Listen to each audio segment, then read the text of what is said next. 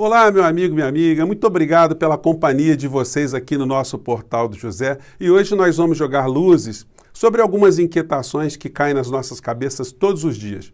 Se o presidente da República ele não é apoiado pela grande maioria do povo brasileiro, se apenas uma fração demonstra estar com o presidente de forma integral, se a economia do nosso país desceu a ladeira abaixo, se a saúde do nosso país está em frangalhos, se internacionalmente o Brasil está queimado, se os brasileiros são considerados párias no planeta, por que ainda que o presidente continua à frente do governo?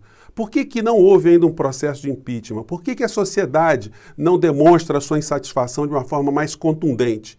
Se uma ampla maioria está contra um presidente, ele deve sair? E se uma minoria apenas está contra um presidente da República, isso é também justificativa para ele ser retirado do poder? Nós vamos analisar o que aconteceu lá atrás e vamos analisar o que está acontecendo hoje aqui no nosso país. Se você está chegando agora, você que é muito bem-vindo, se inscreva aqui no nosso portal, ajude a compartilhar os nossos vídeos, mande suas críticas, as suas sugestões são sempre muito importantes para nós aqui e dê joinha se você gostar dos nossos vídeos, tá bom?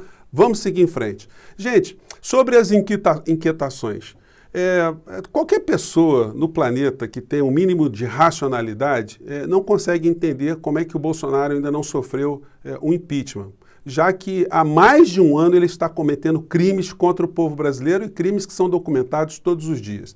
Os meios de comunicação, os grandes meios de comunicação, eles têm um papel absolutamente estratégico no meio dessa história. Porque na medida que eles fingem que estão informando, mas eles não fazem uma oposição política ao presidente da República, porque quando eles não fazem oposição política, como eu já salientei a vocês, a área econômica ela vai passando como o setor econômico quer, que são, de fato, os verdadeiros donos do poder aqui no nosso país. Quando a gente não tem a grande oposição ou grande contraposição das mentiras, das fake news que a presidência da República difunde pelas suas redes, o presidente, os seus apoiadores, essa tarefa acaba recaindo sobre pessoas como eu e você. A gente é que vem aqui para as redes para dizer, olha, isso é mentira, isso que ele está dizendo é uma falsidade, as pessoas estão sendo induzidas a erro. Gente, saiu uma matéria hoje no jornal aqui no Globo, não é? Cada vez mais, né, os jornais impressos são menos lidos, né, vamos dizer assim, eles saíram com essa matéria aqui, ó, mostrando o que está acontecendo, como é que essa terceirização da contraposição das falsidades está se dando. A matéria diz que base bolsonarista intensifica ataques contra governadores. Agravamento da pandemia impulsionou a atuação de apoiadores nas redes. Um trecho da matéria diz o seguinte: sempre que a curva de infecções cresce, a máquina bolsonarista vira canhão para os governadores. Uma das estratégias mais repetidas é a falsa afirmação, vou sublinhar, é a falsa afirmação de que Bolsonaro foi proibido pelo Supremo Tribunal Federal de agir. Bom, essa mentira do Bolsonaro, ela continua sendo espalhada e continua sendo incorporada pelas pessoas de uma maneira geral. O trabalhador comum, quando ele perde o emprego, o patrão dele diz, olha, a culpa foi do prefeito, a culpa foi do governador. Ele começa a replicar essas histórias, a repartir esse tipo de opinião com outras pessoas, porque é isso que ele está escutando. Ele não vê nenhuma informação objetiva desmentindo isso, por exemplo, nos grandes telejornais de qualquer emissora. Mas essas mentiras todas que o povo está sendo vítima, né, elas não irão atingir quem cuidará dessa CPI, porque não é essa de dizer, o Bolsonaro não fez nada porque os prefeitos governadores que tinham essa responsabilidade exclusiva e tal, isso não vai colar. Aqui está a matéria hoje na Folha de São Paulo com o Tasso Gereissati, que é uma matéria enorme, e o Tasso Gereissati, que representa um setor da elite econômica do nosso país, é um homem que é muito rico, ele já deu as suas impressões do que ele acha do que Bolsonaro fez ou deixou de fazer, que é aquilo que nós sabemos diante da pandemia. Ele só fez coisas para agravar o quadro contrário à saúde do povo brasileiro. E ele está lá, é uma pessoa influente, e está coordenando os trabalhos na CPI. Foi governador, foi deputado, enfim, um homem com muita experiência, um homem que circula por todos os mecanismos, os escaninhos, né? E também o Renan Calheiros também. O Renan Calheiros, que é um político muito experiente, eu nunca pensei na minha vida que um dia pudesse elogiar Renan Calheiros, mas espero que eu faça isso no decorrer dessa CPI. Essa CPI, gente, não tem espaço para migué, não tem como alguém chegar para argumentar lá para defender o Bolsonaro. Ah, mas o Supremo Tribunal Federal não deixou. Isso não vai funcionar, porque isso é mentira. Então as responsabilidades vão ser apontadas, mas a CPI tem 90 dias para concluir e apontar um relatório. O que acontece do ponto de vista prático? Para um presidente da República ser processado criminalmente ou responder pelos crimes de responsabilidade, são duas categorias diferentes, um está no campo de crimes políticos e outro está na esfera de crimes do direito penal, nessas duas hipóteses a Câmara Federal tem que dar autorização, ou para ele ser processado criminalmente ou para ele ser processado politicamente, vamos dizer assim. Para ser processado criminalmente, ele será julgado pelo Supremo Tribunal Federal. E para ser processado politicamente, ele é julgado pelo Senado Federal, como foi no impeachment do ex-presidente Collor e da ex-presidente Dilma também. Foram julgamentos políticos. Bem, então, quando terminar a CPI, que nós estamos falando aqui, o relatório vai ser feito e vai ser encaminhado para o Procurador-Geral da República, que é o titular da ação penal, é o Ministério Público, é o promotor, ele que oferece a denúncia. E ele vai ter que fazer essa denúncia junto à Câmara. E a Câmara vai ter que aprovar por 2/3. Então, como vocês veem, não é um caminho muito tranquilo assim também não. Mas se a CPI ela tiver muita repercussão social, ela tiver muita repercussão pela mídia, se as audiências forem transmitidas, como deverão ser, né?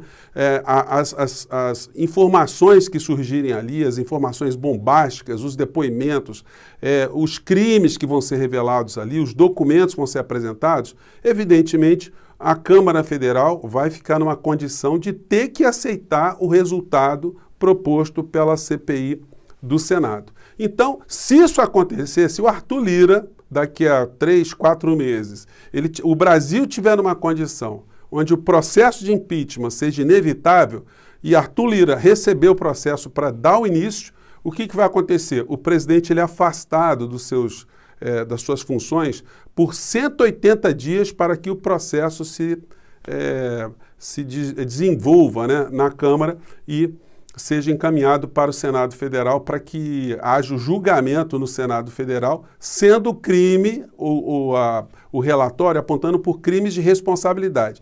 Se os crimes, como eu já sublinhei com vocês, forem crimes do direito penal, esse de espalhar pandemia, de prescrever medicamento falso, crime de omissão, crime de falsidade, enfim, de charlatanismo, os crimes que eventualmente forem apontados ali, quem julgará esse lote de crimes será o Supremo Tribunal Federal. Então, nós temos aí algumas possibilidades diante desse cenário todo, mas não são possibilidades que podem acontecer rapidamente. É possível até que isso demore muito e o Bolsonaro tenha condições de 2022 ele estar disputando as eleições. Mas por que o povo não está sendo informado das coisas tão graves que estão sendo acontecidas? E eu digo que o povo não está sendo informado, porque quando você assiste um telejornal, você vê a matéria sendo amplamente esmiuçante ali de dados, de informações, mas o nome do presidente da República não aparece. Ontem o nome do Bolsonaro apareceu no Jornal Nacional por conta de uma carta que o presidente brasileiro mandou para o Biden e porque ele respondeu a carta sobre a questão ambiental, enfim. Aí eles falaram o nome do Bolsonaro. Fora isso, não, é como se ele não existisse. É como se a pandemia tivesse aqui acontecendo no nosso país por geração espontânea, que todos nós estivéssemos fazendo alguma coisa e coubesse justamente a nós resolver esse problema, o presidente não tivesse responsabilidade nenhuma. E como eu digo a vocês, estrategicamente, isso funciona de maneira muito eficiente, porque enquanto eles só negam essas informações, a gente que acaba caindo aqui no embate. No começo do nosso papo aqui, eu perguntei para você se um presidente da República, quando ele está muito desgastado, se é a hora dele pegar o boné e ir embora, né? Recentemente foi divulgada aqui uma informação, gente, que eu não tinha conhecimento, né? Eu fui pesquisar esse assunto. Porque o golpe de 64 foi dado contra o João Goulart e sempre se disse que ele tinha perdido apoio popular, enfim. Só que, de alguns anos para cá, o Ibope começou a revelar pesquisas de opinião daquela época. E quando houve o golpe militar em 64, ou civil-militar, no mês que aconteceu o golpe, o Jango, o João Goulart, ele tinha 70% de aprovação. Gente, isso está no site da Câmara dos Deputados. Tem um videozinho ali com a entrevista dos pesquisadores, vou colocar para vocês na descrição do vídeo.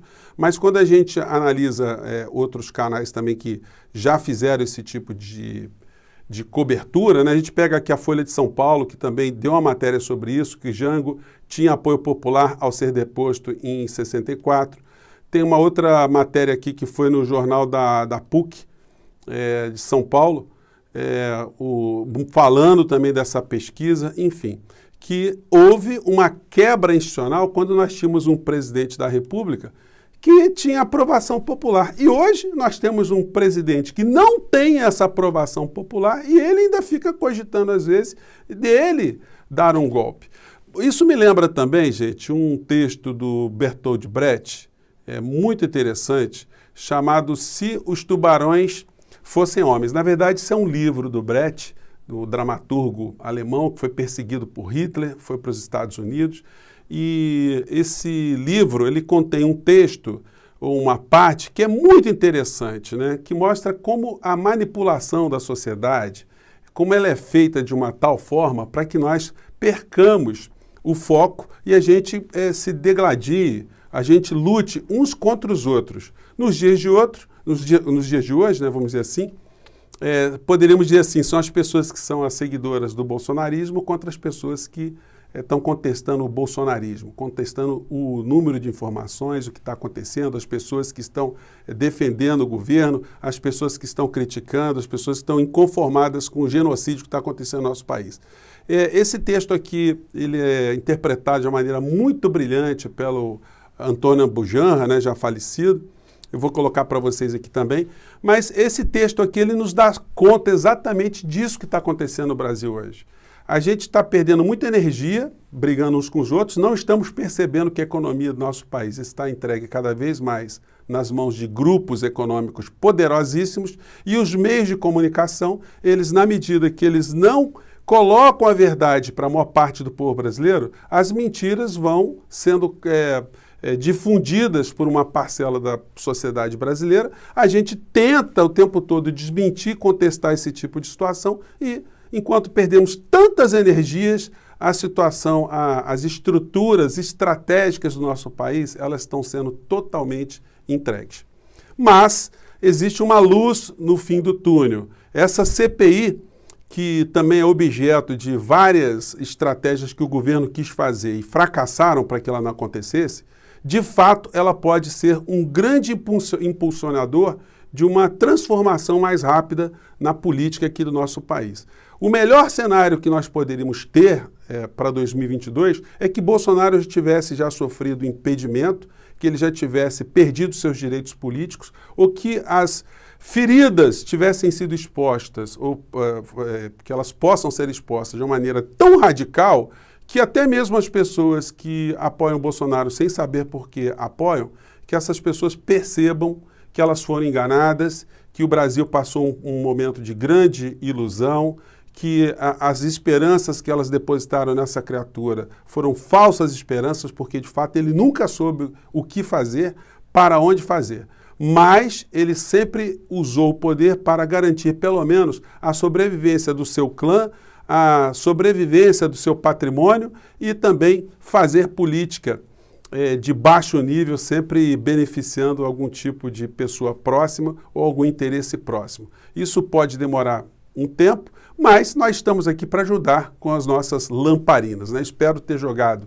mais umas questões para o nosso papo de hoje, e eu espero aí as suas críticas, as suas observações aqui no nosso portal. Gente, eu fico por aqui, um grande abraço mais uma vez. Como vocês sabem, nosso programa não é editado, então me perdoem pelos erros de programas passados, pelos erros de hoje, e vamos seguir em frente aqui no nosso espaço. Tchau!